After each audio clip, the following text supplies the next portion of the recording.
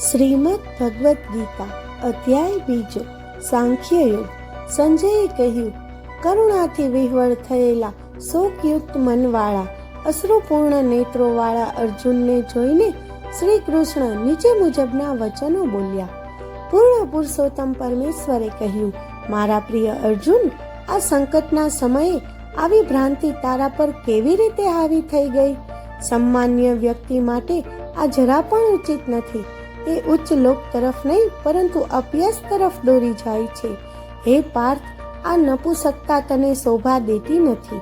હે શત્રુઓનું દમન કરનાર, હૃદયની આવી ક્ષુદ્ર દુર્બળતાનો ત્યાગ કર અને ઊભો થા.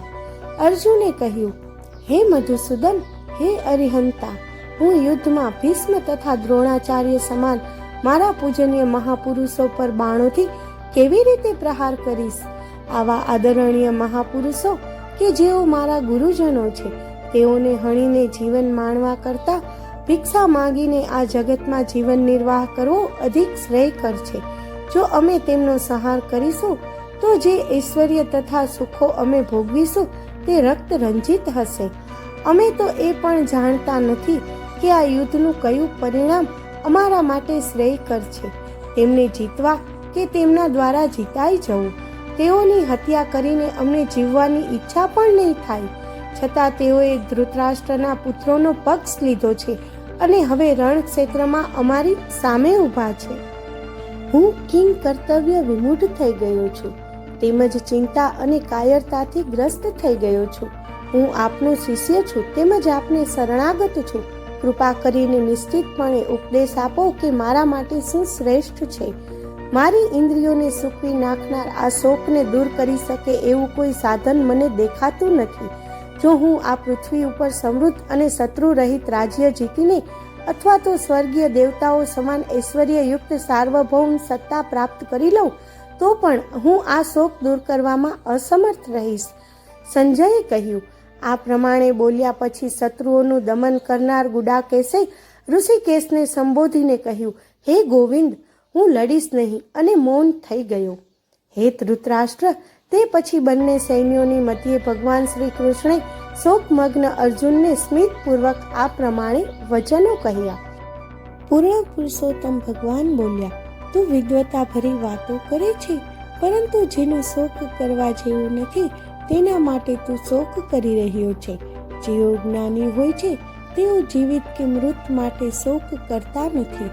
એવું ક્યારેય ન હતું કે હું વિદ્યમાન ન હતો કે તું ન હતો, અથવા તો આ બધા રાજાઓ ન હતા, અને એવું પણ નથી કે પછી ભવિષ્યમાં આપણે બધા નહીં હોઈએ. જેવી રીતે દેહધારી આત્મા શરીરમાં કુમારાવસ્થામાંથી યુવાવસ્થામાં અને પછી વૃદ્ધાવસ્થામાં એમ નિરંતર પસાર થતો રહે છે, તેવી જ રીતે મૃત્યુ પછી આત્મા બીજું શરીર ધારણ કરે છે. ધીર પુરુષ આવા પરિવર્તનથી મોહિત થતો નથી. હે કુંતી પુત્ર, ઇન્દ્રિયો તથા ઇન્દ્રિયોના વિષયોનો સંપર્ક સુખ અને દુઃખના ક્ષણભંગુર બોધને વેગ આપે છે. તેઓ અનિત્ય હોય છે અને શિયાળા તેમજ ઉનાળાની ઋતુઓની સમાન આવન જાવન કરે છે. હે ભરતવંશી, મનુષ્ય તેમને અસ્વસ્થ થયા વિના સહન કરતા શીખવું જોઈએ. હે પુરુષ શ્રેષ્ઠ અર્જુન, જે પુરુષ સુખ તથા દુઃખમાં વિચલિત થતો નથી અને બંનેમાં એક સમાન રહે છે તે મુક્તિ માટે સર્વથા યોગ્ય છે. જે અશાશ્વત છે તે ક્યારેય ટકતું નથી અને જે શાશ્વત છે તે ક્યારેય હીન થતું નથી. દ્રષ્ટાઓએ આ સત્યને બંનેની પ્રકૃતિના અધ્યયનથી અવલોક્યું છે. જે સમગ્ર શરીરમાં વ્યાપ્ત છે તેને જ તું અવિનાશી જાણ. તે અવિનાશી આત્માનો નાશ કરવા કોઈ જ સમર્થ નથી. કેવળ ભૌતિક શરીર નાશવંત છે, તેમાં વ્યાપ્ત આત્મા અવિનાશી, અપ્રમેય અને શાશ્વત છે. તેથી હે ભરતવંશી, યુદ્ધ કર. જે આત્માને હણનારો સમજે છે તથા જે એને હણાયેલો માને છે તે બંને અજ્ઞાની છે, કારણ કે આત્મા નથી હણતો કે નથી હણાતો. આત્મા ક્યારેય જન્મ લેતો નથી કે મૃત્યુ પામતો નથી. ન તો એ ક્યારેય અસ્તિત્વમાન હતો કે ન તો કદાપી વિનાશ પામ્યો હતો. આત્મા અજન્મા, શાશ્વત, અવિનાશી, અજર છે. જ્યારે શરીર નષ્ટ થઈ જાય છે ત્યારે તેનો નાશ થતો નથી. હે પાર્થ, જે જાણે છે કે આત્મા અવિનાશી, શાશ્વત, અજન્મ અને અચળ છે, એ કોઈને કેવી રીતે હણી શકે અથવા તો કેવી રીતે કોઈને હણવાનું કારણ બની શકે? જેવી રીતે મનુષ્ય જૂના વસ્ત્રો ત્યજીને નવા વસ્ત્રો ધારણ કરે છે, તેવી રીતે મૃત્યુ સમયે આત્મા વૃદ્ધ તથા નકામું શરીર ત્યજીને નવું ભૌતિક શરીર ધારણ કરે છે. આ આત્માને શસ્ત્રોથી છેદી શકાતો નથી કે અગ્નિથી બાળી શકાતો નથી. જળ તેને ભીંજવી શકતું નથી કે પવન તેને સૂકવી શકતો નથી. આ આત્મા અખંડ અને અદાહ્ય છે. તેને ભીંજવી શકાતો નથી કે સૂકવી શકાતો નથી.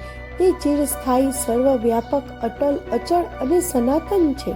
આ આત્માને અદ્રશ્ય, અચિંત્ય અને અપરિવર્તનશીલ કહેવામાં આવ્યો છે. આ જાણ્યા પછી તારે શરીર માટે શોક કરવો ના જોઈએ.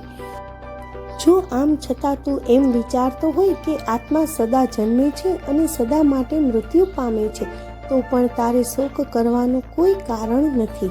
જેણે જન્મ લીધો છે તેનું મરણ નિશ્ચિત છે અને જે મૃત્યુ પામે છે તેનો પુનર્જન્મ પણ અનિવાર્ય છે. તેથી જે અનિવાર્ય છે તે અંગે તારે શોક ન કરવો જોઈએ. હે ભરતવંશી, બધા જીવો જન્મ પૂર્વે અપ્રગટ હોય છે, જીવન દરમિયાન પ્રગટ થાય છે અને મૃત્યુ સમયે પુનઃ અપ્રગટ થઈ જાય છે. તો શોક શા માટે?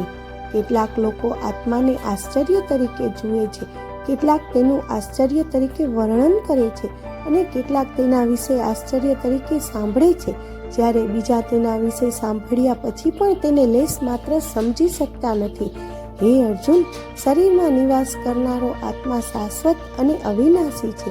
તેથી તારે કોઈ પણ જીવ માટે શોક કરવો જોઈએ નહીં.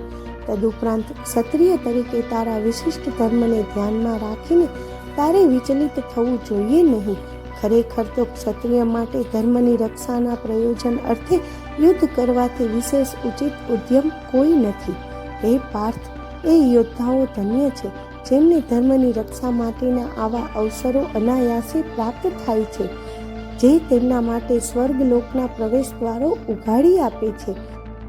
આમ છતાં પણ જો તું તારા સામાજિક કર્તવ્યોનો ત્યાગ કરીને આ ધર્મયુદ્ધ કરવાનો ઇનકાર કરીશ તો તને પાપનું ફળ અવશ્ય મળશે. લોકો તને કાયર અને પલાયનવાદી કહેશે.